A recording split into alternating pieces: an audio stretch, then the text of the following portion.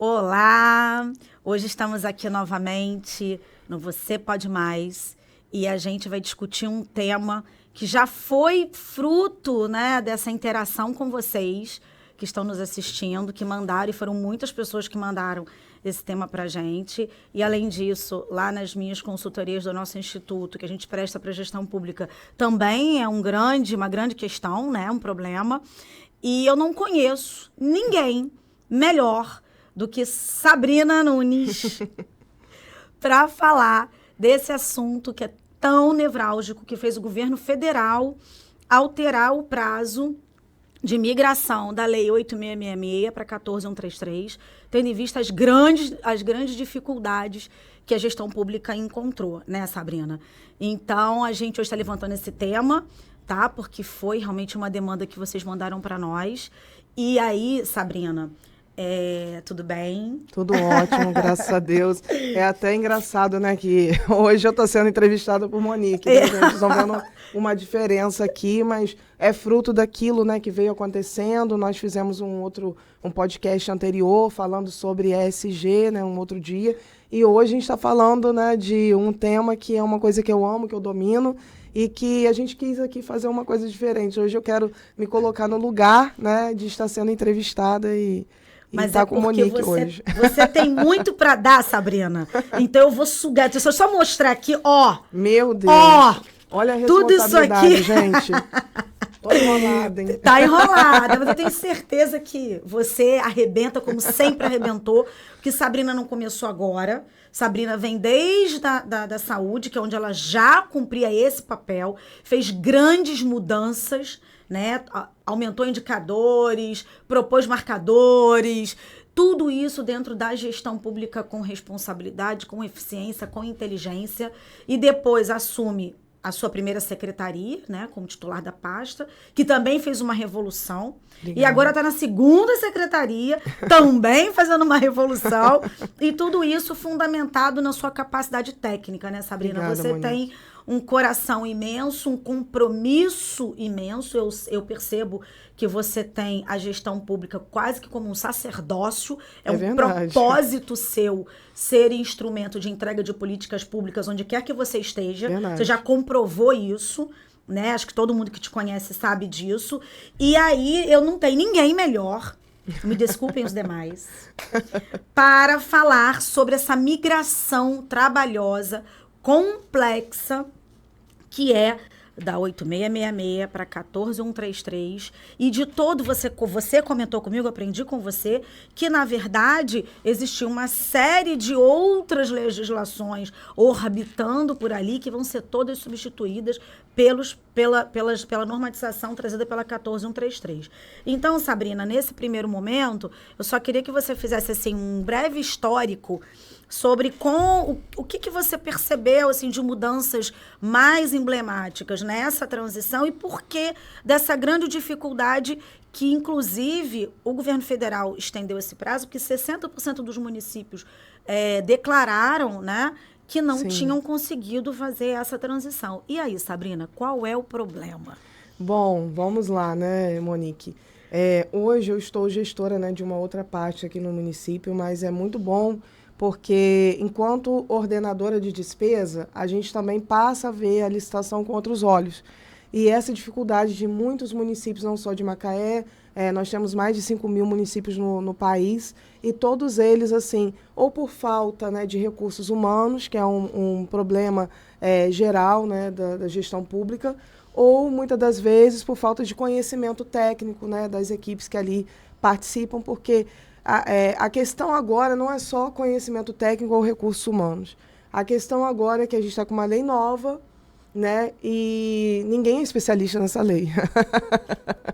O problema é grande, né, Sabrina? O problema é grande.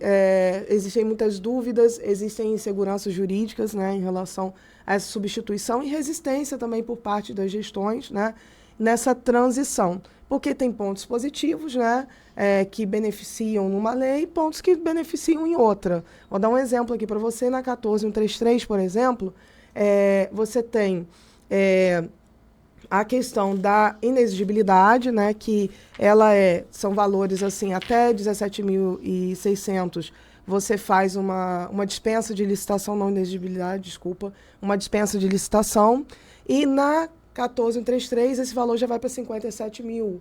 Então, você tem aí, né, os prós e contras. Porém, a de 17.600, que é a 8666, você não precisa ter assim, uma série de exigências que a 1433 faz. Por exemplo, na 1433, ela tem um banco de dados onde você se cadastra ali e qualquer empresa de qualquer parte do país pode participar dessa dispensa de licitação. O que não acontece muitas das vezes na dispensa de licitação na Lei 8666, porque normalmente são empresas locais, né, que podem atender, por exemplo.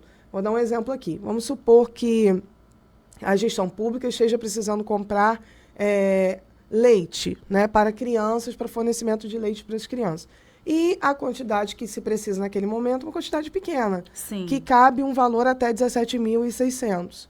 Então, ela vai buscar o que? Ela tem uma urgência, ela está fazendo uma dispensa de licitação, então ela vai buscar uma empresa próxima, né, dela, na sua cidade ou na região muito próxima, para atender aquela demanda. Já na 1433, pode ser uma empresa do Pará, pode ser uma empresa do Paraná, de Manaus, né? E aí você tem o tempo de entrega, Isso que já se prolonga. E a logística disso? Né? Então, assim, o problema, a insegurança jurídica entra na questão, será que essas empresas vão conseguir entregar? Uhum. Será que vão atender a tempo? Né? Por outro lado, você tem economicidade, porque hoje, né, as empresas do Rio de Janeiro, a gente tem uma tributação maior do que São Paulo, por exemplo, maior do que o Espírito Santo. Então, quando você compra de uma empresa de São Paulo, logicamente que o preço vai ser mais acessível, né? Então, economicamente, seguindo o princípio da economicidade, você tem ali uma ampla concorrência também, né? Você consegue uma contratação abrindo para diversos, né, estados e municípios, que você tinha essa restrição na 8666. Não que você não pudesse fazer, mas, assim, normalmente são empresas locais que acabam, né, participando das dispensas.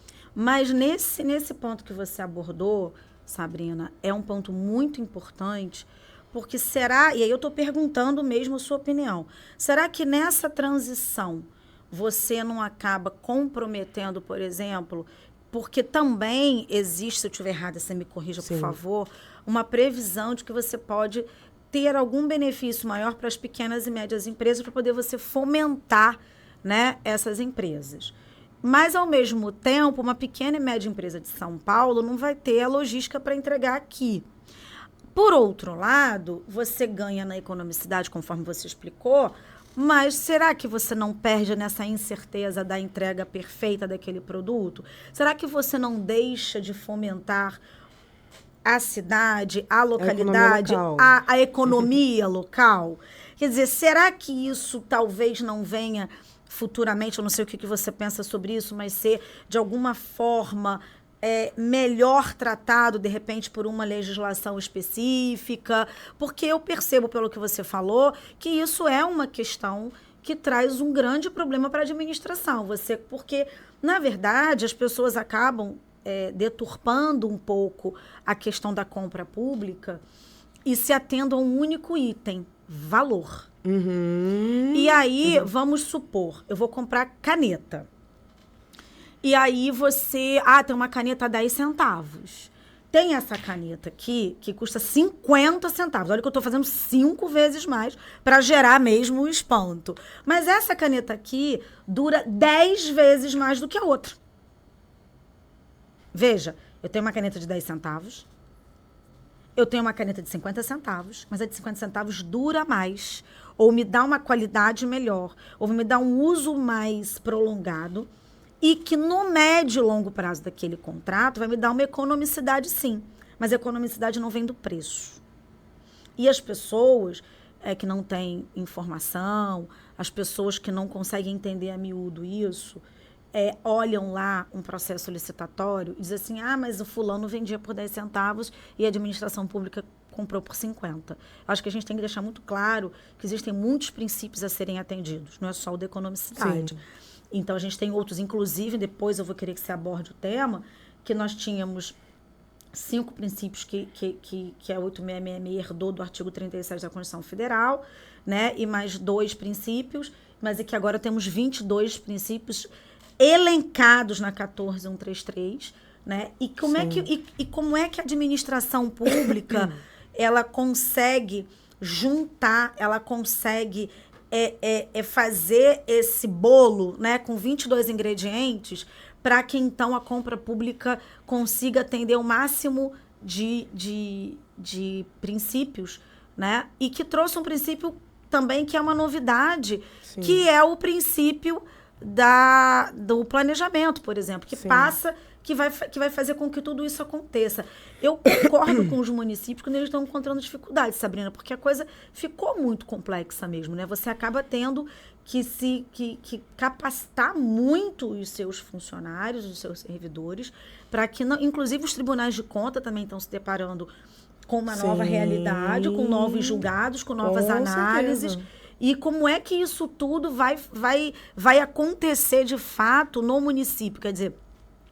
Quais são as próprias procuradorias também se adequarem? Porque, na verdade, todo mundo tinha os seus fluxogramas, todo mundo tinha a forma de fazer, já tinha julgados. Olha, gente, tem um julgado do TCE ou do TCM, quando é Rio de Janeiro, né, em município, que é assim, assim, assim. Então, vamos seguir por aqui, já tem uma orientação. A procuradoria do município está mais confortável. Você tem os julgados ali de TCU, tem orientações da CGU. Então, você já tinha todo um arcabouço ali, protetivo, para que as coisas caminhassem. E, de repente, a coisa muda de figura de um jeito que você precisa refazer e revisitar todas essas orientações.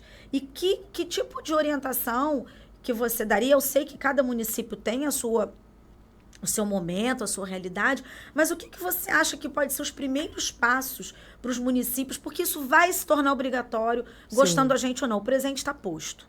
E a gente precisa se adaptar a ele. Como é que você acha que os municípios podem começar a reagir com relação a isso, Sabrina, essas dificuldades todas? Bom, em relação a isso, Monique, a gente vê que muitos municípios, né, eles estão preparados para capacitar os seus, né, as suas equipes, até porque os tribunais, né, o Tribunal de Contas, ele tem oferecido cursos, a Escola Nacional de Administração Pública também, né, inclusive aqui no nosso município de Macaé, a gente tem recebido muito a visita, né, do Tribunal de Contas para a capacitação das equipes. Mas a questão que eu vejo maior é que a gente tem bons profissionais, né, na área de licitação, mas há necessidade da experiência, né? Então, assim, um grande desafio que eu observo para os municípios é essa projeção da experiência em relação à nova lei. Porque não adianta você ser um advogado, né, ou você ter uma formação na área de administração, gestão pública, e você não ter a prática, né, de como licitar nessa nova lei. E aí você vem 22 princípios, né? E imagina você ter que montar um processo de compras, né, de aquisição de bens e serviços, pautando 22 princípios. É claro que a gente tinha legislações de 1942, né?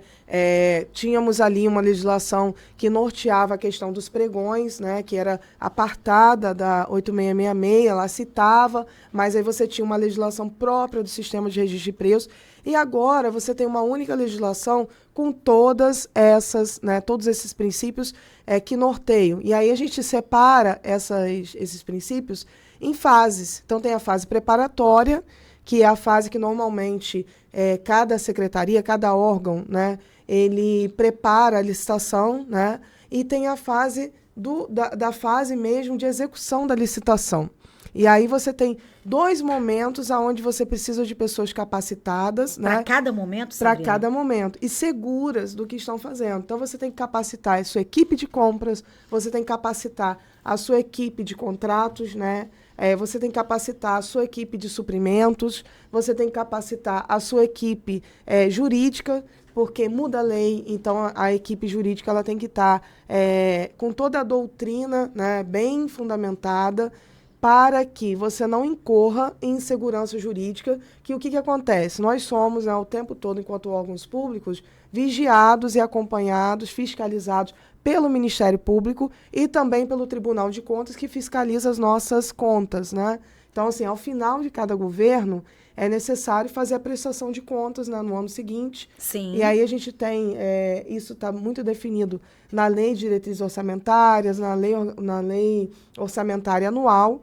E aí, com essa mudança, a gente se depara aí com dificuldades, né, para que os municípios acompanhem, porque vou dar um exemplo. Eu tenho processos, né, nós temos processos que nasceram com 8666. Eu ia falar sobre isso. E tem processos que nasceram com a 14, vão nascendo com a 14133. Cada um tem uma forma de ser acompanhado. E aí, né, será que os municípios estão preparados para, né, ter uma equipe que acompanhe, né, esse aqui é pela 1433, esse aqui é um rol de processos que estão pela 1433, e esse é um rol de processos, até a títulos de pagamento, né? Porque cada um tem uma fase, tem um período de renovação, que a gente chama de aditivo de contrato. E é diferente segundo a ótica das duas leis. É diferente. Vou dar um exemplo. No sistema de registro de preço pela 8666, o prazo ele é anual. Então, todo ano, você tem ali um contrato que você pode renovar até 5 anos. Então, todo ano cabe a renovação daquele contrato e cabe também, né, você colocar ali... Porque, além da renovação do contrato, existem contratos que têm índices que precisam ser atualizados, né? Por exemplo, se você aluga um imóvel, aquele imóvel tem o período de renovação, né? Se você quer continuar naquele imóvel, mas, além disso, você também tem um apostilamento, que é um outro instrumento administrativo, para poder reequilibrar o valor, porque tem um índice, né, que a cada ano você tem que atualizar, né, o valor daquele imóvel. Igual a nossa casa, a gente não aluga, não tem uma alteração no valor do nosso aluguel. É a mesma coisa no serviço público. Isso eu estou dando um exemplo, né? Fora, assim, você tem um contrato de alimentação, né? Hoje você comprou arroz por R$19, um exemplo. A administração pública comprou por R$19. Ano que vem, esse arroz pode estar um valor abaixo. E aí, Sabrina? E aí? Esse exemplo que você deu foi maravilhoso. E aí? Como é que faz? Qual é a saída, né? Vamos falar aqui de solução. Solução, afinal de contas, eu te apresentei uma questão e os nossos ouvintes, as pessoas que estão nos assistindo, querem solução. Então, existe uma instrução normativa que veio também do Ministério do Planejamento sobre o estudo técnico preliminar, né, e o documento de oficialização da demanda. Então, assim, são 2 instrumentos novos que não existiam. Isso que eu ia te perguntar, foram trazidos pela 14133? Isso. Tá. Cada município, ele fazia seu jeito, né? Cada município tinha a sua própria, alguns municípios sim, outros não, a sua própria instrução normativa. Aqui em Macaé a gente tinha uma instrução normativa, então nós começávamos os processos com a NSD, que é a Nota de Solicitação de Despesa. Né? Hoje a gente já usa a nota de solicitação de despesa lá no final do processo. Né? Então mudou essa dinâmica. Esse fluxograma, né? Mudou. Isso mudou. Porque você fazia ela previamente, ela te norteava, né, a abrir um orçamento para você, modelo de orçamento para você encaminhar, e aí depois você tinha, né, formação do mapa de registro de preços, enfim.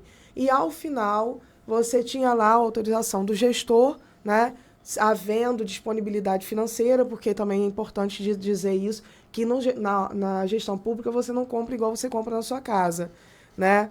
Mas, de toda forma, né, você não vai ao supermercado se você não tem dinheiro para comprar, né? Você vai porque você olhou lá na sua conta do banco, na sua conta bancária, que você tem X reais e dá para você fazer tanto de compra. Sim. No serviço público, isso não muda. De que forma? Você tem uma adequação de despesa, que é o quê? Você pergunta ao seu setor de planejamento, ao seu fundo, se existe dotação orçamentária para você comprar. É o extrato da conta? Eu tenho dinheiro para comprar? Eu posso? Porque uma coisa existem muitos processos que eles vão rodando, né? Eles vão passando por fases, etapas, setores, e aí você olha lá o extrato, tem aqui R$1 milhão, um exemplo. Só que você já tem X processos que vão chegar para liquidação. Contando com o parte daquele R$1 milhão. Por isso que existe a reserva, né, orçamentária. Existe um bloqueio ali, reserva-se aquele valor, né, e aí aquele valor é congelado para aquilo. Mas aí foi criado um instrumento que é o ETP, Estudo técnico preliminar, aonde você define ali se é vantajoso manter aquele contrato ou se é vantajoso abrir uma nova licitação. Porque se o arroz ele saiu de 19 para R$18 ou 17, não compensa mais manter aquele contrato. O correto é o estudo preliminar que vai me dizer, olha, eu fiz pesquisa em vários bancos de preço, tem outros municípios, outros estados, né, no Brasil, comprando arroz, ou na sua região, comprando arroz R$17. Por que você está comprando a Por que você está comprando 19? Você comprou a 19 porque na época da Covid... Era isso, era 19. Era 19 okay. reais, um exemplo, né? Teve um impacto econômico naquela região que aumentou o preço. Hoje já não é mais. Ou você pode ter o inverso. Sim. Né? Que aí a empresa vai pedir o reequilíbrio econômico, que é o quê? O equilíbrio financeiro e econômico, que é o quê? Olha, eu estou trabalhando para vocês há X anos com esse mesmo valor. Eu não consigo comprar mais arroz R$19, estou comprando a 25, né? Então, isso cabe, isso é um instrumento, né, jurídico, um instrumento administrativo que a administração pública tem para justificar a aquisição ou a manutenção, né, ou tomar decisão por um novo objeto. Por um novo processo entendeu? licitatório. Entendi. Então, Sabrina, tudo que você falou aí, né, que é complexo, você vê que você dividiu primeiro em etapas. Exatamente. Segundo, que dentro das etapas, você dividiu em equipes. Você tem uma equipe do planejamento, você tem equipe da compra, equipe da... Sim, mas aí a grande questão é, essas equipes precisam se comunicar, né? Elas precisam ter um fluxograma limpo, um fluxograma fluido, que a coisa caminhe para você poder atender o princípio da celeridade. Tá por dentro, hein? Não é isso? Isso? Então, ao mesmo tempo que você precisa ter todo esse cuidado, que é muito interessante, trazido pela 14133, porque, na verdade, você cuida do dinheiro público, Sim. Ótimo, mas ele também te impõe, para você não ficar atravancado, ele te impõe também o princípio da celeridade. Sim. E aí, como é que os municípios podem se organizar? Como é que você enxerga de você conseguir atender a todos esses passos necessários e da melhor forma possível, da forma mais célere possível, porque no fundo, lá na ponta, você está entregando política pública. E ela não pode ser morosa, não pode. Né, para não correr o risco de você deixar de entregar aquela política pública. Como é que você enxerga que essa integração tem que acontecer? Como é que você vê isso? Até porque você é gestora, você deve enfrentar isso. Deve não, com certeza enfrenta isso cotidianamente. Sim. Monique, assim, é muito importante isso que você coloca, porque os municípios eles vão enfrentar essa dificuldade, já estão enfrentando essa dificuldade, que é o quê? A celeridade, ela vem também, como eu falei, da experiência, né? Então, assim, o gestor experiente, ele sabe que ele tem que especializar cada área para que as coisas fluam, tanto trazendo segurança, quanto trazendo, porque a gente tem, nessa nova conjuntura, as fases de barreira ou de defesa. Então, você tem que ter um controle interno dentro da gestão, para que ela diga para você, olha, esse processo ele não está bem instruído, volta com ele, melhora, né, esse instrumento para que ele vá, de fato, se tornar se efetivar numa compra. De forma mais célere dali para frente, inclusive, porque foi sanado um problema. Qual é o problema da celeridade, o princípio da celeridade? Não um problema, mas como ele vem como solução. Sim. É que não é o tempo de formulação de um processo. O problema está no tempo, por exemplo, de aditamento dos processos. Vou dar um exemplo para você. Né? Pela lei, né, normalmente 3 meses antes, você tem que perguntar ao fornecedor se ele deseja continuar mantendo aquele contrato. Com a 14133 e a vinda desses novos instrumentos, né, que eu coloquei aqui, a gente tem o ETP e o documento de oficialização da demanda, o DOD. Com o ETP, eu vou ali estudar, então eu preciso de um tempinho maior para eu estudar. Cabe essa renovação ou não cabe? Antes de eu perguntar. Então, assim, eu colocaria de de 4 a 5 meses, assim. Pela lei, 3 meses antes do processo do contrato se encerrar, você pergunta se o fornecedor tem interesse em continuar, beleza? Eu colocaria mais 2 meses. Por quê? Previamente. Atenção, gestores, para a dica. A dica preciosa de Sabrina. Por quê? Porque você tem que estudar, isso é uma garantia, que é o que a gente chama de fase de defesa, né? É mais uma defesa para você, porque aí você não vai ultrapassar esse período. Porque mudou a lei, aí agora eu tenho que fazer ATP, e aí? Vou estudar, vou levar um mês para poder ver banco de preço, vou ter que pesquisar Comprasnet, vou ter que pesquisar todos os balcões de preço possíveis, imagináveis, e fazer cotação com as empresas para justificar, né, a manutenção daquele contrato ou não. Uhum. Aí eu perco mais tempo. Exatamente. Então, se eu sou experiente e se eu entendo como funciona, eu vou me antecipar. Grande dica, hein, Sabrina? Mas, para isso, você tem que ter uma equipe de liquidação, né, que acompanhe o saldo contratual. Porque o contrato, né, o aditamento, ele pode ser por valor, ele pode ser por uma necessidade da instituição. Então, quando você chega, o saldo está acabando, é permitido por lei você aditivar mais 25% daquele total do contrato, né? Uhum. Claro, por natureza do objeto. Vamos supor que eu tenha ali, né, um contrato que tenha vários lotes ou várias áreas. Então, por exemplo, vou contratar alimentação. Então, eu tenho lanche, eu tenho fornecimento de alimento, eu tenho naturezas ali, né, apesar de ser tudo comida, naturezas diferentes. Então, eu tenho que aditivar o que me interessa, o que está acabando o saldo contratual do lanche, é do kit, é da refeição. Então, eu vou aditivar 25% do valor daqueles itens, né? E aí, isso é uma coisa, são dicas que o gestor tem que estar atento. Por quê? Se ele deixar muito em cima, né, cada município tem a sua forma de burocracia, né, e de instrumentalizar esse acompanhamento. Uhum. Aqui no meu município, a gente tem uma procuradoria só de licitações, né?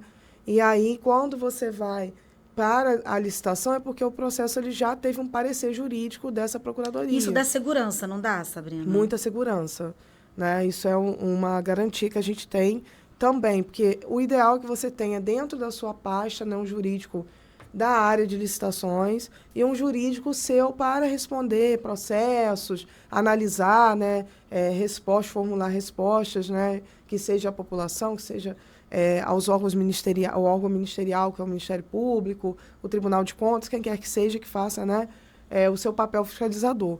E você tem que ter uma equipe, né, jurídica só para cuidar dos contratos de licitação. Porque, às vezes, você vai fazer uma licitação, aquele processo, ele vai para a licitação, aí a empresa que está participando, ela entende que aquele objeto poderia ter sido melhor redimensionado, ou não foi dado ampla concorrência com algum item que foi colocado ali. Aí entra o que a gente chama de impugnação. Outra questão. Outra questão. Aí esse processo tem que retornar, e aí tem um prazo curto para você responder. E caso a administração entenda, olha, realmente eu errei aqui, né? Eu talvez aqui...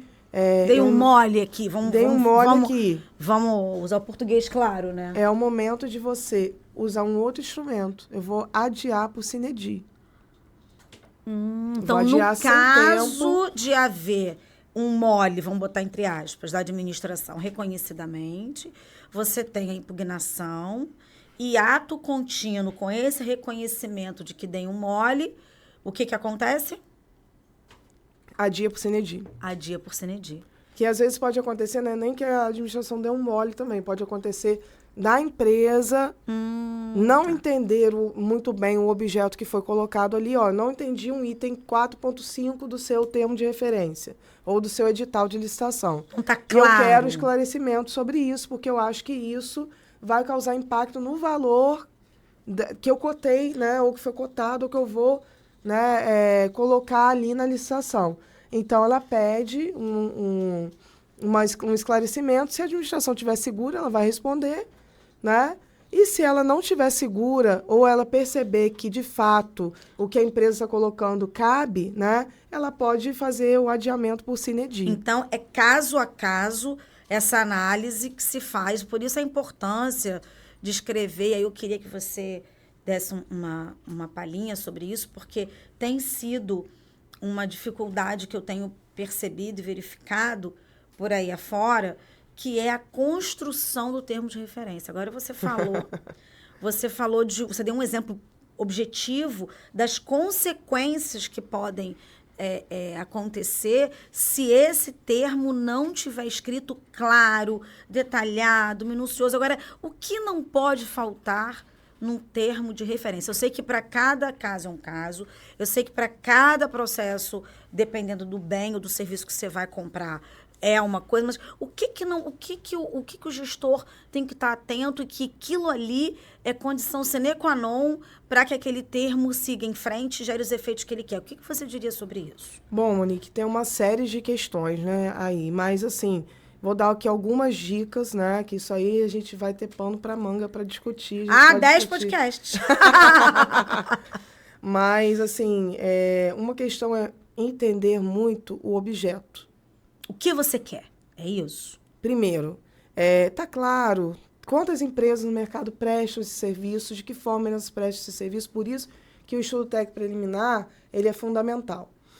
Segundo, você tem que ter uma pessoa muito técnica que saiba construir o termo de referência. Não é simples, né, E aí Sabrina? Não é né? só o termo de referência, é aquela pessoa que também faz o pedido de compra.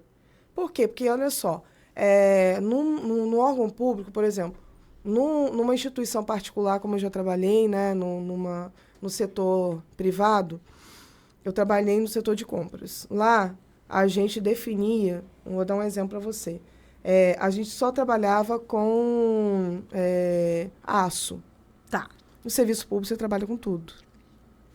Era o próximo tópico que eu ia tocar, porque, na verdade, quando você vai... Eu creio que se você for comprar água é de um jeito, se você for comprar caneta é de outro jeito, se você for comprar microfone é de outro jeito. E aí você não tem pessoas especialistas, né? Em água, em caneta e em microfone. Eu trabalhava numa multinacional, trabalhei no setor de compras e eu sou técnica e mecânica. Uhum. Então, eles queriam que os compradores fossem técnica e mecânica, porque ali a gente entendia, né, do que a gente estava comprando minimamente, e a gente conseguia entender a linguagem do setor de manutenção que fazia os pedidos de compra. No serviço público, você tem pessoas que são, às vezes, indicadas para aqueles cargos, né, aquela troca-troca. Sim. E você tem pessoas que estão em cargos que vão demandar, são os requisitantes, vão fazer pedido, e que não entendem do que elas estão pedindo. Não são os técnicos em mecânica da indústria do aço. Ou você tem um técnico de enfermagem, um exemplo, que se torna coordenador, né, da área de enfermagem, por exemplo, que vai ter que comprar de pinça até equipamento cirúrgico. E aí você não tem um técnico de enfermagem no setor de compras. Ou você não tem um médico no setor de compras. Que entenda exatamente aquele linguajar e as especificações, e se aquilo ali supre aquela necessidade. Se não supre, como é que... né? É complexo. É o dia a dia. Então, assim... É a tal da experiência. É a tal da experiência. Isso aí já te leva, assim, 10 pontos na frente. A segunda como eu falei, do objeto. O gestor deveria... nivelar as pessoas que trabalham com ele, principalmente o servidor público, porque ele é de carreira, né? Por que eu estou falando isso? Por isso até que eu fiz um treinamento recente lá onde eu estou, né? À frente da Secretaria de Desenvolvimento Social. Por quê? Você vai falar, por exemplo, de bem patrimonial, né? Que no setor privado ele é chamado de administração de materiais, né? Você vai falar de um bem patrimonial. A pessoa vai entender que telefone é um bem patrimonial e outro grupo vai entender que não é bem patrimonial. E aí? Quem vai dizer que ele é bem patrimonial ou não? É uma normativa do município. Entendi. Se não tem no município, tem no governo federal.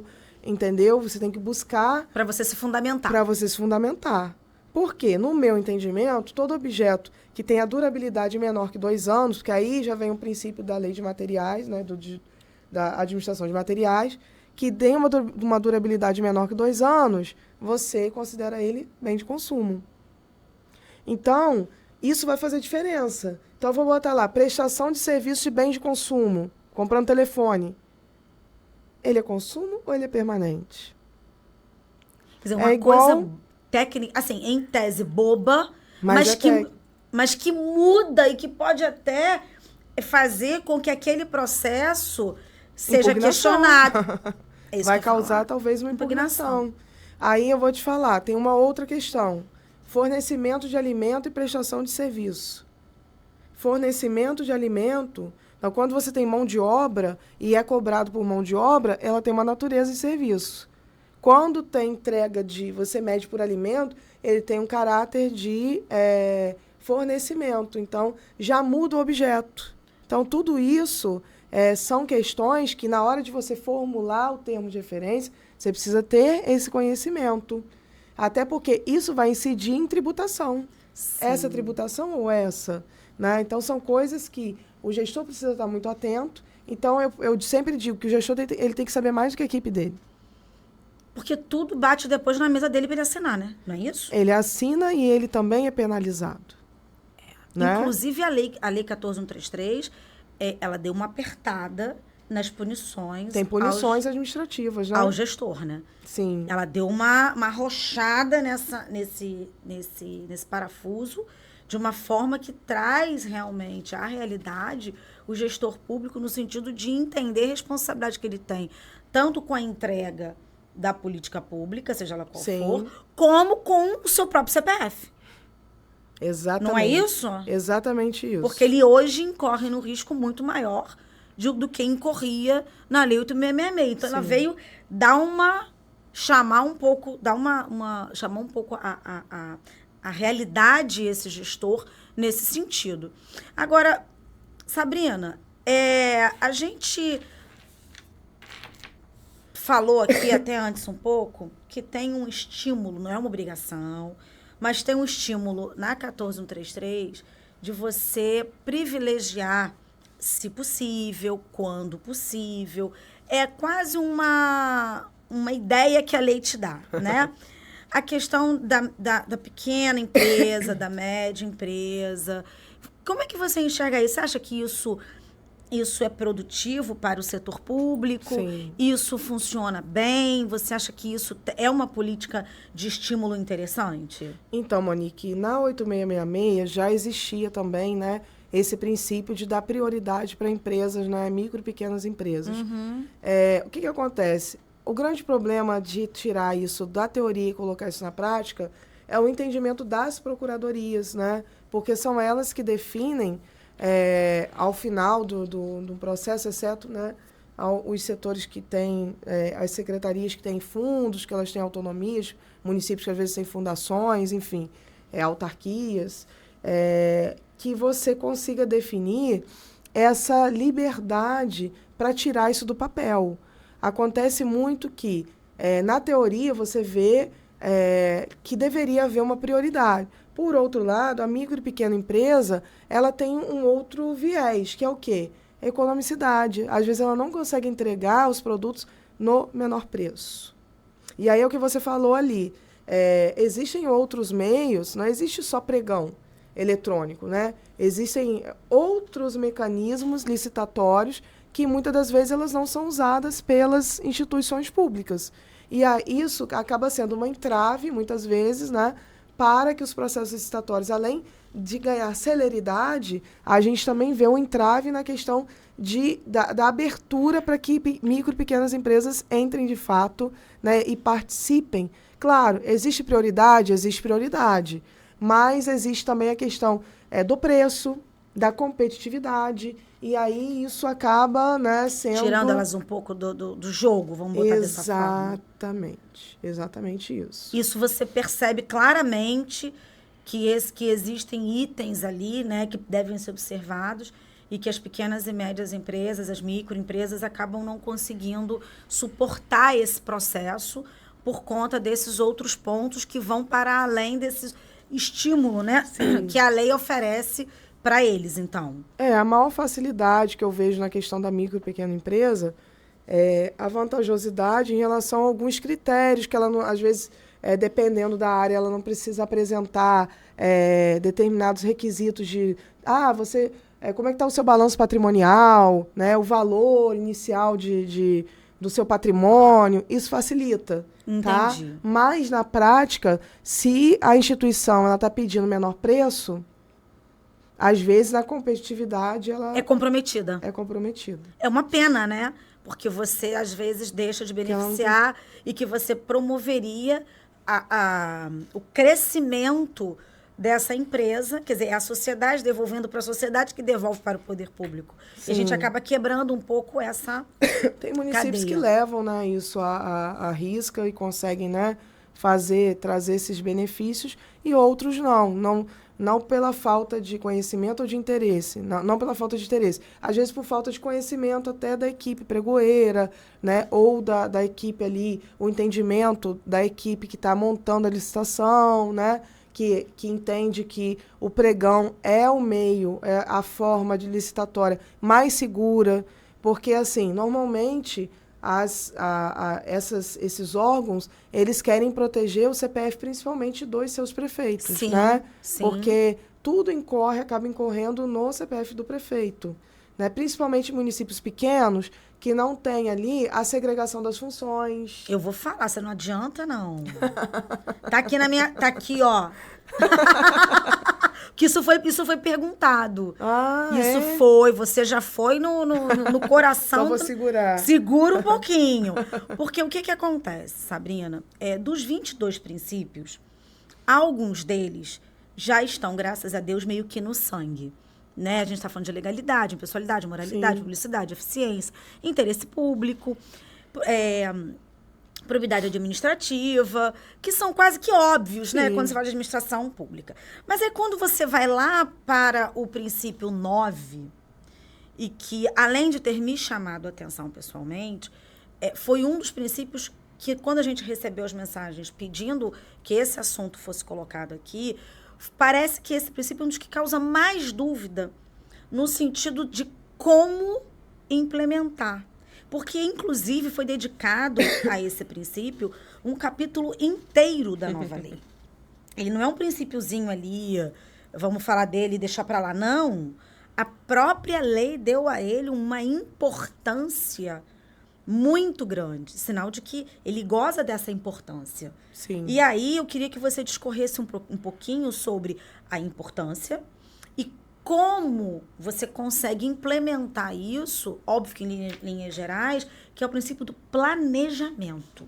Ah, muito bom. Mas eu vou entrar no outro aqui, porque ele é um dos 3 que eu separei aqui.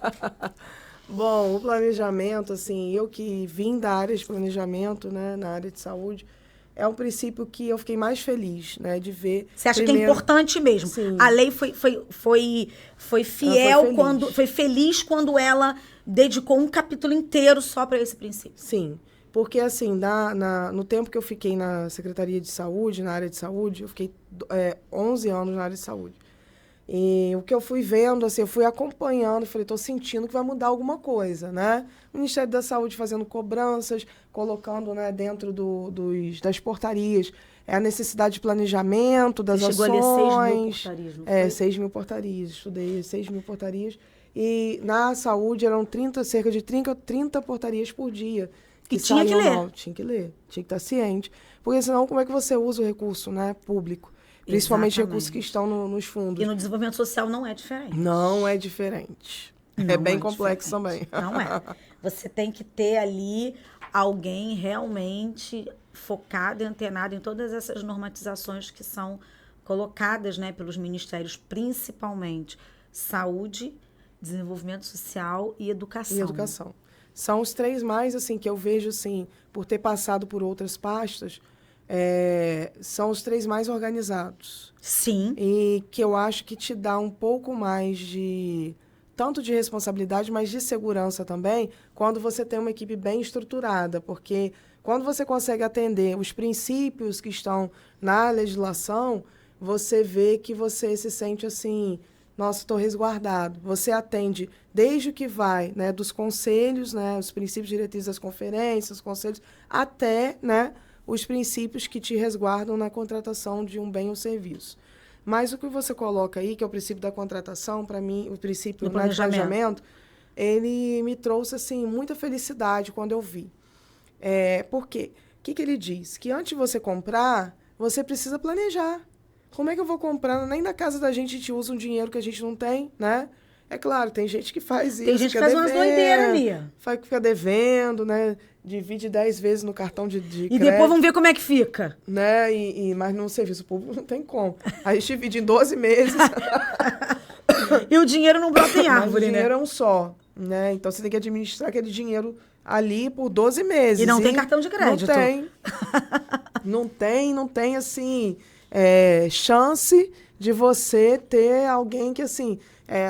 em casa a gente tem o pai, né, que, meu dinheiro acabou, pai, me dá aí um dinheirinho. Pai, me dá aí, o pai pega e te dá. Às vezes a gente pede prefeito, a gente vai lá, bate na porta, tem um dinheirinho aí. Quando tem, muito que bem, quando não tem. E quando não tem, a maior parte dos municípios brasileiros não tem, né? É verdade. Aqui a gente tem, na nossa região, um privilégio de ter os royalties, que é claro que é uma questão que está sendo discutida, não vai acabar, não vai dividir, não vai, né? Graças a Deus, muitos municípios, né, estão esperando que isso não seja acelerado, né? Porque muitos municípios sobrevivem com o dinheiro dos royalties. Sobrevivem e de sobreviver mesmo, não tem... Assim, é a grande renda, vamos botar assim, são os royalties. Você vai mexer numa entrega de política pública de uma forma muito séria. Sim, e aí é o que eu sempre falei para os meus gestores, e hoje como gestora, né, graças a Deus, tenho essa consciência. Vai abrir um novo serviço? Beleza, quer abrir? Ótimo. Mas você tem condição? Porque uma vez que você abre esse serviço, não dá para você fechar mais. Como é que você vai voltar atrás? Como é que eu abro um CRAS e aí agora a gente não tem mais dinheiro, não, acabou o dinheiro. Fecha o CRAS. Não dá. Pode. Não pode. Né? Isso é uma irresponsabilidade. Da gestão. Isso é uma improbidade administrativa. É melhor você não abrir, porque você não tem dotação orçamentária, você não tem dinheiro para abrir naquele momento, e você fazer um estudo e justificar para o Ministério Público, para, né, os políticos que às vezes, né, sugerem, vem do Legislativo, olha, você precisa abrir um equipamento ou uma unidade de saúde em tal bairro. Porque pela população a gente vai ter, né, unidade de saúde, escola e CRAS em todos os bairros. Seria maravilhoso. Isso aí era céu de brigadeiro, né? Seria maravilhoso. Mas às vezes a gente não tem condição. Às vezes é mais barato você... contratar mais profissionais e colocar dentro de um CRAS ou dentro de uma ESF, dividir, botar mais equipes, do que você abrir um novo serviço, que você tem que construir, ou você tem que alugar, aí você tem um custo, né? Gera novos custos, inclusive de longo prazo. E como é que você vai arcar lá na frente se você não fez a previsão na lei orçamentária, por exemplo, às vezes? Isso não tem que estar compatibilizado, né, Sabrina? Imagina acabar os royalties. Você abriu novos serviços e aí agora, como é que você dá continuidade? Você vai fechar? Então, a população que era atendida deixa de ser? Existe o ganho financeiro e o ganho social. Exatamente. E às vezes o custo de manter um serviço para uma sociedade, ele é melhor do que você fechar. Então você tem que pensar antes de tomar uma decisão. Então o gestor, às vezes, ninguém quer ouvir não, mas às vezes ele precisa dizer não. Porque ele está protegendo a si próprio e a população. E a população, exatamente. De uma situação extremamente constrangedora. E o princípio do planejamento, ele traz essa proteção. Porque você tem que estudar antes, você tem que fazer estudos de impacto econômico e financeiro. Quando eu estive na saúde, eu sempre fiz esse estudo e apresentei para os meus gestores. Quer abrir uma nova estratégia da família? Ótimo. Mas olha só, 1,5 milhão para construir, no mínimo, tá? Mais o custo das equipes. Equipe mínima para atender 5 mil habitantes. Esse bairro aqui tem 50 mil habitantes, então você tem que ter pelo menos 10 equipes. Sim, 10 equipes com 5 funcionários de cada. Um médico, enfermeiro, né? Um médico, enfermeiro, enfim. Os custos com insumos. Insumo, material de consumo. Não é isso? Escritório. Aí você ia botar na ponta do lápis 1,5 milhão para construir, mais 5,5 milhões para manter. Tamo junto? Tem aí? Se tem no tiver, cofre? beleza. Se tiver, beleza. E se não tiver? Exatamente. Então, o planejamento da contratação, o princípio do planejamento é isso. É onde tudo começa, Sabrina? É onde tudo começa. Tem que começar pelo planejamento. Como é que eu vou abrir algo que eu não tenho condição de manter? Né? Isso é improbidade administrativa. Isso é uma falta de respeito, de consideração com o cidadão muito grande. Né? E eu acho que isso aí veio... eu me sinto orgulhosa de saber que a gente tem hoje uma legislação, né, que ela prioriza essa responsabilidade do gestor. Porque eu olho hoje, assim, eu não estou aqui fazendo crítica aqui a ninguém, mas quando a gente passa ali, por exemplo, passava ali, não sei se a obra deu continuidade, mas você passa ali no Rio de Janeiro, no Fundão, Sim. e você vê aqueles prédios, né, que começaram a obra e não terminaram, você vê, eu me sinto triste. Quantos estudantes, né, quantos cursos deixaram de acontecer. Às vezes faltou exatamente isso aqui, planejamento. E você via muito em governos anteriores, né, do Brasil, muitas obras que iniciavam e não eram concluídas, igual Muitos elefantes brancos, por né, a transferência lá do Rio São Francisco, né, que levou anos para acontecer. Então, assim, tem dinheiro, não tem dinheiro. Mas peraí, você não planejou? Isso não é justificativa, né? E é sinal de que você não planejou. Então, o planejamento, ele é fundamental. E ele está na fase interna, né? Então, ele é a fase inicial de um processo. E você dedicaria um servidor ou uma equipe para isso? Tem que ter. Tem que ter. Não dá para chegar, você que está aí meio solto, vem cá, amanhã é o outro. Não. Por isso tem o princípio de segregação de função. Que é o próximo aqui. Que eu já vou entrar, ó. O 12º princípio, que também foi muito, porque os outros são transparência, que também já meio que está no sangue, meio que óbvio, vamos botar dessa forma, eficácia, né? Mas aí a gente vai pro 12º, que é segregação de funções. Sabrina, o que é isso? Né? E como implementar isso e qual a importância disto ser implementado?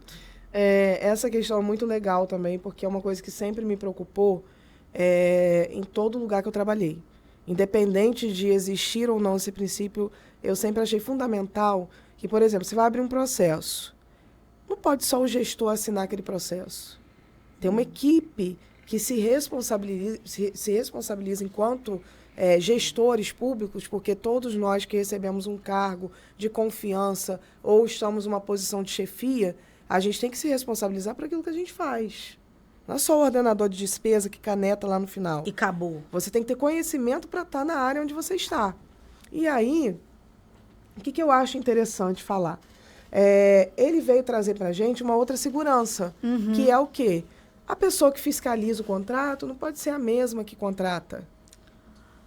Então, isto é a segregação. Aí eu tenho o agente de contratação, que é a pessoa, agora por lei, porque antes era assim, fulaninho é bonitinho ou é amiguinho de fulano, vai ser indicado para, da minha confiança, para fazer os meus contratos. Mas ele não sabe nem fazer um contrato, ele não sabe nem o que é contrato, nunca ouviu falar, nunca trabalhou no órgão público. E não podia ser, e responsabilizá-lo era até uma irresponsabilidade, né? Exatamente. Parece até um paradoxo, mas é verdade. Então, a lei ela vem trazer essa garantia principalmente porque agora tem que ser servidor de carreira. Por quê? Porque o servidor de carreira, tecnicamente, ele detém informação e ele continua. E a experiência que você falou, que você bateu muito na tecla. Exatamente. Agora, quando você coloca uma pessoa que não é servidora de carreira, nada contra, né? Em algumas áreas eu acho que, não estou aqui defendendo bandeiras, mas você vê que funciona muito melhor em algumas áreas a terceirização, né? Sim. Por exemplo, a área de limpeza, além de ser mais barato, ela é mais produtiva. Faltou uma pessoa, ele troca, coloca outra no lugar, porque aí é uma responsabilidade da empresa, né? É mais interessante que você ter 10 mil servidores para ter X servidores que vão fazer limpeza, aí você comprar material de limpeza, enfim. Não é uma forma muito inteligente de se trabalhar, talvez. Acaba não funcionando tão bem. Já outras áreas, não. A área técnica de produção de termo de referência, enfim, tem que ser pessoas que têm conhecimento, que tenham, no mínimo, aptidão para aquilo. É o mesmo que eu pegar uma pessoa que tem aptidão para documentação para área burocrática e colocar ela no atendimento ao público. Não vai dar certo. Ela não vai nem olhar para a cara, né, das pessoas. Que ela quer ficar ali quietinha só, desenhando o que ela precisa fazer, escrevendo. Ela vai organizar muito bem documentação, mas ela não vai conseguir atender bem o público. Sim, e pegar uma pessoa que atendimento ao público, que alega, que ri, que brinca. Mas que não tem a menor paciência de ficar focado ali. É perfil. Porque a gente já falou antes, e você falou muitíssimo bem, explicou didaticamente, a importância que o termo de referência, por exemplo, tem. A importância que o planejamento tem. É ele que norteia. É ele que norteia tudo. Então, quando você não tem essa pessoa adequada para cumprir aquele papel, você pode comprometer todo um processo licitatório. E que não é fácil, não é rápido, né? A gente tem um prazo mínimo, eu sempre digo para as pessoas, você não leva menos de 6 meses para montar um processo licitatório na fase interna. Na fase interna. Então, assim, fora o tempo de licitação, tem prefeituras que elas licitam tudo de todas as secretarias.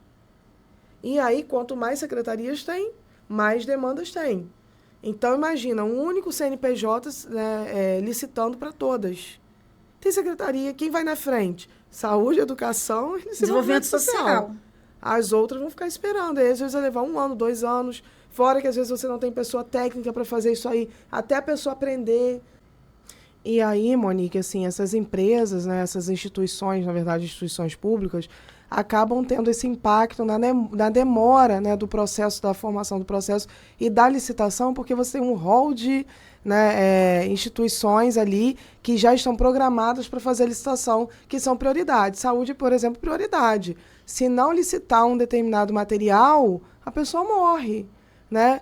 Na assistência, se não tiver alimentação, uma cesta básica, a pessoa morre porque passa fome. Passa fome. Então, são secretarias que acabam, quando o órgão público ele só tem um único CNPJ para licitar tudo, as outras secretarias vão acabar por esperar que seus projetos saiam do papel. Então, aquelas que são mais organizadas, né, aquelas que têm um conhecimento maior, elas vão sair na frente, né, no ato licitatório, porque elas são organizadas, elas têm conhecimento, elas têm embasamento teórico e técnico, e tem uma equipe técnica, né, pronta ali para poder fazer os processos de licitação rodarem. E é fundamental também saber que tem compras que são todos os anos, você tem que comprar, ou periodicamente, né? Mobiliário. O modelo de mesa não muda, mesa de escritório. No máximo, você pode mudar a cor, a densidade, né, de uma cadeira, mas, assim, cadeira com base giratória. Então, isso é repetir aquele processo periodicamente, né? Então, isso te agiliza quando você tem alguém de carreira. Ele já está ali muito tempo, né? Já está um tempo com você, já acompanhou outras gestões. E eu não estou criticando aqui que não se possa ter pessoas novas, né? Mas que se tenha um mínimo de comprometimento, né, das pessoas que estão em passar para o novo e de quem entra também de aguardar um pouco antes de trocar a equipe. Ou leva consigo uma equipe totalmente preparada, que já está habituada a fazer processos de contratação, de licitação, porque senão vai impactar. Imagina você ter um pregoeiro, né, tá ali nomeado como pregoeiro, uma pessoa que não sabe fazer pregão. Até ele aprender como é que vai andar. Exatamente. Como é que vai acontecer? Ele não sabe nem mexer no sistema, né? Hoje, assim, é quase que obrigatório, né, todas as cidades com X habitantes terem ali o pregão que é filmado, né? Ele é transmitido online.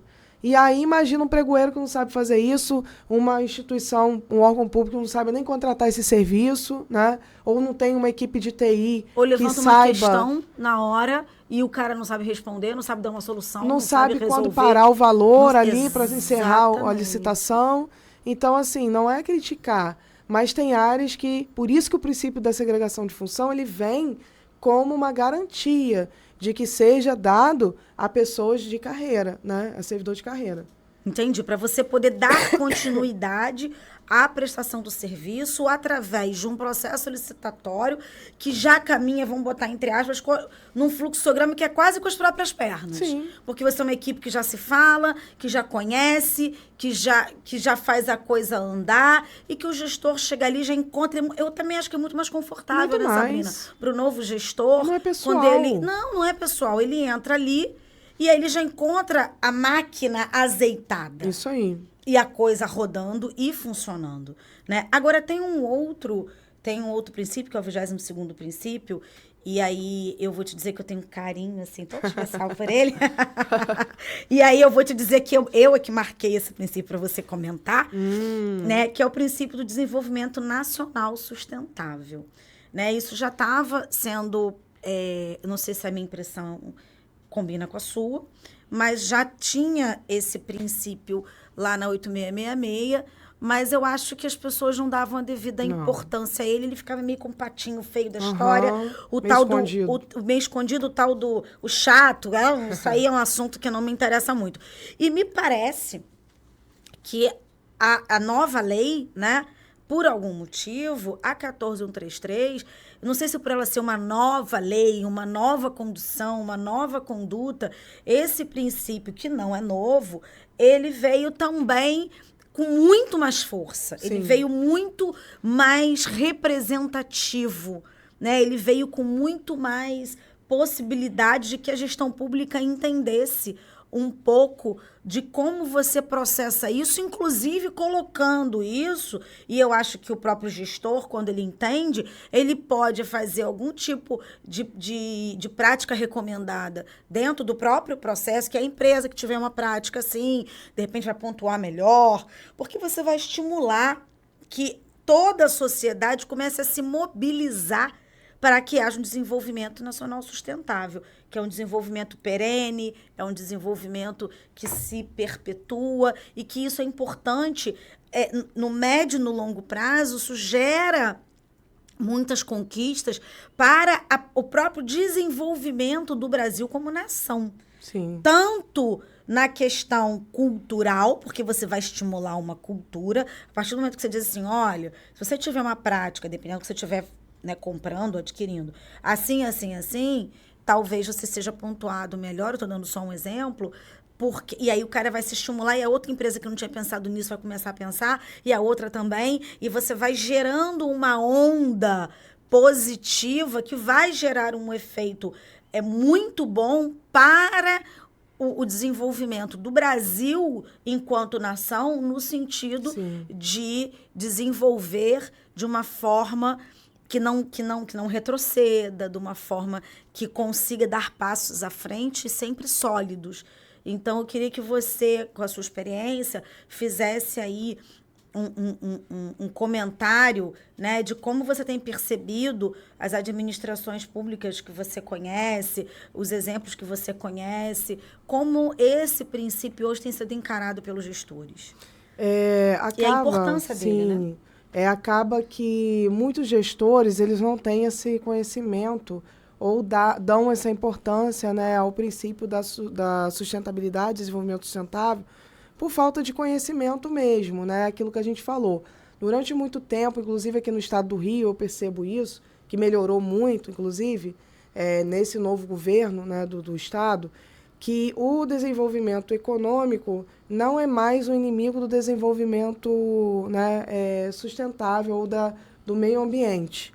Porque, assim, parecem ser coisas contraditórias, mas uma coisa que eu aprendi ao longo dos meus estudos é que o meio ambiente, ele está aí, ele precisa ser, ele acaba sendo, não precisa ser, mas acaba sendo explorado, né, para que se explorem as riquezas, né, e as empresas precisam de riquezas para poder gerar seus produtos, né, claro. Mas existem formas de você mitigar esses impactos, né? E uma das formas de você mitigar esses impactos é também no serviço público você contratar empresas que tenham selo verde, que tenham conscientização, né, com o meio ambiente, que preservem o meio ambiente. E aí eu não estou falando só de meio ambiente, porque a gente fala de meio ambiente saudável, né? Quando a gente vai falar dentro dos princípios da ONU, que o meio ambiente tem que ser saudável, né? Não só sustentável, mas saudável. Isso significa dizer que o meio ambiente precisa de tempo para se renovar, né? Como a gente fala de energias renováveis. Então, você vai ali, como eu expliquei no outro podcast, você vai ter um tempo, por exemplo, de plantio, você tem um tempo para a terra se regenerar. Por exemplo, quem faz produção de cana, que às vezes, né, faz a queimada ali daquele local para espantar pragas, insetos, enfim, tem uma finalidade. Existem hoje muitos recursos ambientais, por exemplo, zootecnólogos, né, biólogos, que conhecem outras formas de você controlar pragas que não precisa queimar. Sim. Porque a queima, ela diminui os minérios que tem no solo. com isso aquele solo vai se tornando menos produtivo. Então, assim, a cada vez que você faz uma queimada, você planta ali, você queima, você diminui a qualidade daquele solo. E aí você não dá tempo do meio ambiente de se recuperar. Então, quando a gente também tem essa consciência dentro do serviço público, né, com instituições que são fornecedores, né, com essa consciência do meio ambiente, isso é fundamental, isso é imprescindível. Significa dizer que nós temos um avanço de muitos anos dentro da gestão pública. Exatamente. Né? Então, Exatamente. eu sou super, assim, não só por ser defensora da área, mas, assim, eu entendo o meio ambiente, o desenvolvimento sustentável, não só como meio ambiente, isso é um dos viés. Mas é verdade. Agora, por exemplo, garantir às mulheres um salário igualitário. Exatamente. Garantir aos jovens um primeiro emprego, né? Garantir, por exemplo, políticas públicas voltadas para a área de saúde, né? Qualidade de vida, investimentos em tecnologias, né? Que aumentem a expectativa de vida, tudo isso é desenvolvimento sustentável. A gente está falando de ESG, Sabrina? Estamos e não estamos. Mas quando a gente fala de desenvolvimento sustentável, a gente fala de ODS, né? E também. ODS, ele é o que norteia hoje, né? Todo esse aparato de informações que a gente precisa ter enquanto gestor público também. Inclusive, assim, a ONU fez algo que foi muito bacana. No ano de 2018, inclusive nós recebemos aqui uma equipe do escritório, né, da ONU, aqui no Brasil, fica em Brasília, só para capacitar gestores públicos na área dos ODS. E aí, a sugestão era que cada município tivesse seu escritório de ODS.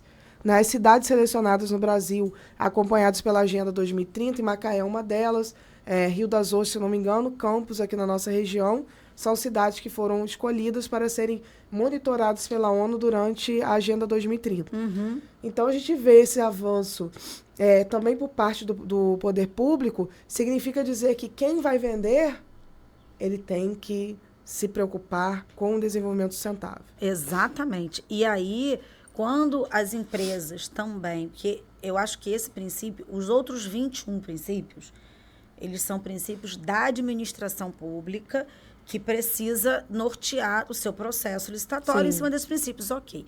Mas o 22º princípio é um princípio que a administração pública tem um olhar para ele, mas quando a sociedade entende o 22º princípio, que é da administração pública, ela começa a se adaptar e adaptar as suas práticas ao desenvolvimento nacional sustentável, e ela passa a ser um ator mais qualificado para participar dos processos licitatórios. Então, você vê como um princípio que virou um princípio da administração pública por força de lei, acaba influenciando nas ações da sociedade, do entorno, através dos empresários que querem fazer parte dos processos licitatórios e que se veem orientados por uma lei de gestão pública para fazê-lo, a fim de que sejam, então, contratados ou melhor qualificados no processo licitatório. Então, você vê que esse 22º item, esse 22º princípio,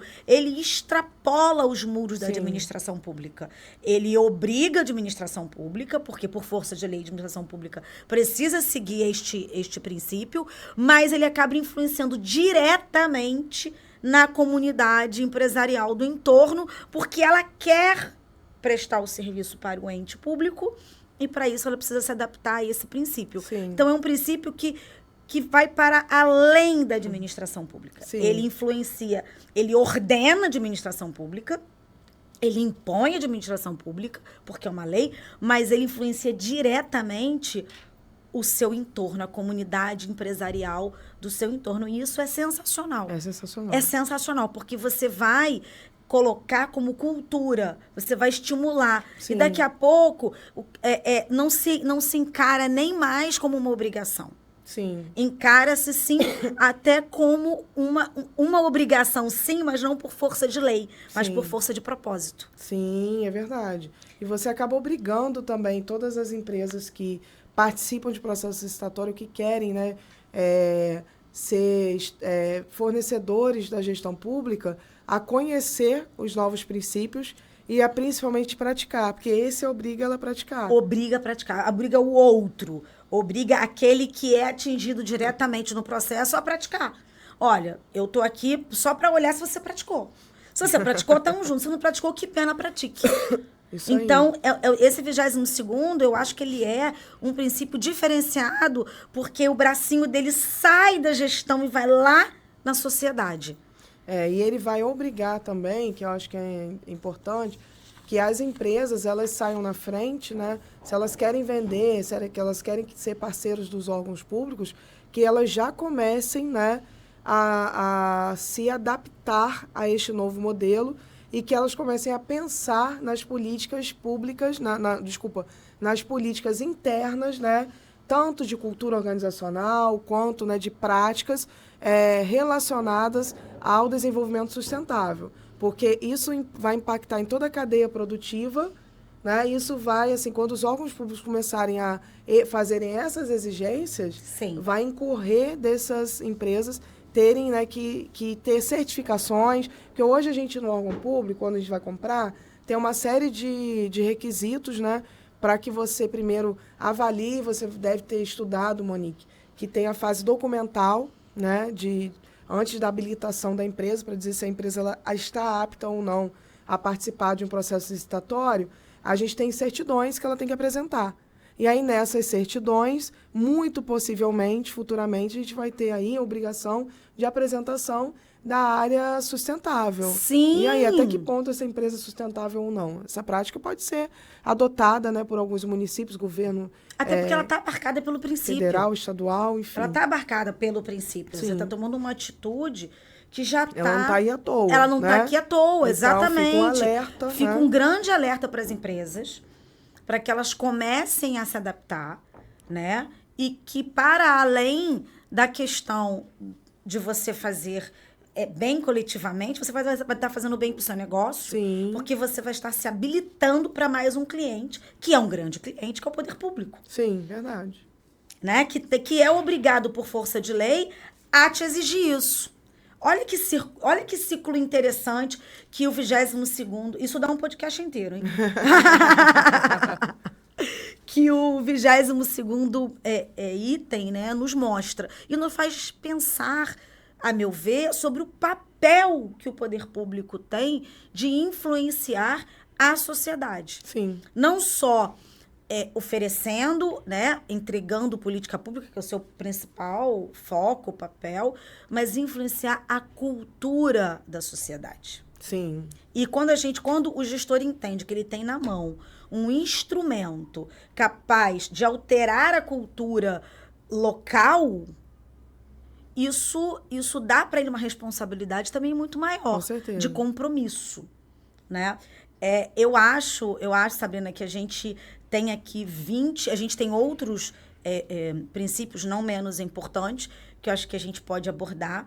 Pelo que eu tô vendo ali, o nosso tempinho tá, infelizmente, acabando, que a gente tinha muito para apertar você, muito para torcer, assim, né? E agora eu tô entendendo como é que é o outro lado. Tem muito pra gente falar de julgamento objetivo, de segurança jurídica, você falou dentro dos exemplos que você deu. Competitividade, você também falou, abordou, né? A celeridade a gente acabou comentando, economicidade você também deu o exemplo, até fazendo esse paralelo aí. Mas a gente tem, assim, alguns itens. E essa transição, Sabrina, eu tenho visto na prática muito nos municípios que o Instituto assessora, né, que o Instituto dá esse suporte na parte dessa transição da 8666 para 14133, eu tenho visto muito tudo isso que você falou. Essas dificuldades todas, essa complexidade toda. E o que eu mais tenho observado, e que você falou aqui muito bem em função da sua experiência, é que as equipes que deveriam estar já antenadas, capacitadas e tal, ainda estão meio assustadas, e muito pela responsabilidade que a 14133 trouxe. Né? Eu tenho visto muito isso. É verdade. Eu tenho visto muito esse, meu Deus, e agora? Ferrou, né? Mas não ferrou, não. Não ferrou, não. Tem solução, né? Tem solução. Afinal de contas, é uma questão que tem solução. Sabrina, eu tô, assim, honradíssima de ter tido a oportunidade de entrevistar você, de aprender com você, esse conhecimento, essa enciclopédia ambulante que você é. Eu não sei como é que cabe tanta coisa nessa cabecinha aí. Um dia você ensina... Um dia eu vou fazer um podcast só pra você ensinar. Porque isso é um segredo que você não divide com ninguém. Isso não é legal. Os coleguinhas querem. Olha, como é que você come? Como é que você... Aliás, Sabrina é famosa no município que eu fiquei sabendo, que Sabrina não dorme, não. Tem essa fama. Que Sabrina passa o dia inteiro na secretaria produzindo, trabalhando. Ainda perturba os outros de madrugada. E aí ela, de noite, ela vai pra casa cheia de coisa e volta com... Gente, como é que faz isso, né? Tem que explicar isso, é um mistério, Sabrina. Mas o município de Macaé só ganha, Obrigada. tendo você, seja onde você estiver. Obrigada. Não importa se foi na saúde, que foi seu início, onde você acrescentou muito. Trabalho e renda você revolucionou, desenvolvimento social, e aí fica provado de onde quer que você esteja. Obrigada. Você vai somar, isso eu não tenho dúvida. E você é um camaleão, né? E não tem medo de desafio nenhum. Onde te colocar, você diz, vou. Sabrina, vamos pra Marte, vamos embora, cadê o foguete? Onde é que tá o foguete? Né? Cadê que eu vou? É amanhã? Deixa eu pegar só uma malinha aqui pra botar minhas coisas. O que você leva pra Marte? Não tem tempo ruim. Não tem, mas não tem mesmo. E não tem... E essa autoconfiança que você tem, ela tá muito sedimentada em função de você saber todo o potencial técnico que você tem. Você é uma profissional diferenciada. Obrigada. Então, quando a gente teve a ideia, né, de que surgiu esse tema e você brilhantemente desenvolveu, de que eu te entrevistasse, eu vou dizer que eu cheguei aqui assim, ai meu Deus, ai meu Deus, ai meu Deus, melhor não. Então quer dizer que você também não pode desafio, né? Não. Então, Sabrina, foi maravilhoso. Obrigada. Tá? Eu tô me sentindo, assim, muito feliz com essa oportunidade que você me deu, com a sua generosidade, né? Que é sua, é própria, você tem um coração muito generoso. Obrigada. Não me surpreende isso, tô muito feliz, tá? E a quem tá nos assistindo, não vou me despedir, não. Você vai fazer as considerações finais. Porque eu sou uma entrevistadora que ia cometendo uma grande gafe, que a minha convidada... Tchau, gente. Tchau, Sabrina. Acabou, não. Desculpa, Sabrina. Suas considerações finais. Gente, eu tava aqui feliz, achando que eu ia ter que falar mais nada. Que eu tô aqui sendo apertado igual parafuso, de um lado e do outro. Mas, assim, tô muito feliz, né? Porque foi legal isso, né? Foi legal essa adaptação, né? Dizer também que a gente tá, assim, construindo aqui, Monique, né? Uma relação, mas para além, assim, de que aqui eu sou a figura pública e você é a figura, né, da instituição privada, que eu acho também que é uma combinação, assim, muito divertida, muito legal. Mas, para além disso, nós estamos construindo conhecimento, né? O podcast Você Pode Mais é para isso, é para desafio, é para trazer conhecimento para quem, né, está nos ouvindo. Eu gosto de falar de gestão pública, então eu quero que você me entreviste mais vezes. E também quero trazer outras pessoas aqui para junto, assim, né, conosco, trazerem conhecimento nesse programa Questões e Soluções, essa série, né, Questões e Soluções, para que a gente possa fazer um bate-papo mais ampliado, assim, mais enriquecedor ainda do que já tem sido. Muito obrigada por você ter vindo, por você estar aqui, né, por você ter aceitado esse desafio, porque ela está falando isso de mim, mas ela, gente, inteligente, ela é muito competente no que ela faz, ela é muito dedicada, tá? Não tem tempo, não tem dia, não tem hora, né? Eu liguei para ela quase que de madrugada, vem, me ajuda, vamos fazer, ela, vamos embora, pega o carro dela e veio. Então, assim, sem reclamar, sabe? Então, eu quero te agradecer por você estar aqui hoje, né? E dizer para você, assim, que é uma honra para mim também, né? Estar com uma pessoa que você passou em todas as áreas da gestão pública. Hoje você está, né, no ramo privado, mas que você tem propriedade e conhecimento também para falar do que você está falando. Então, aqui nós estamos fazendo um bate-bola, né, um bate-papo, mas quem ganha com isso é quem está nos acompanhando. Sem tá? dúvida. Muito obrigada. Esse é o nosso propósito, Sabrina. E continuem mandando para nós sugestões de temas Sim. e de convidados também, Sim. né?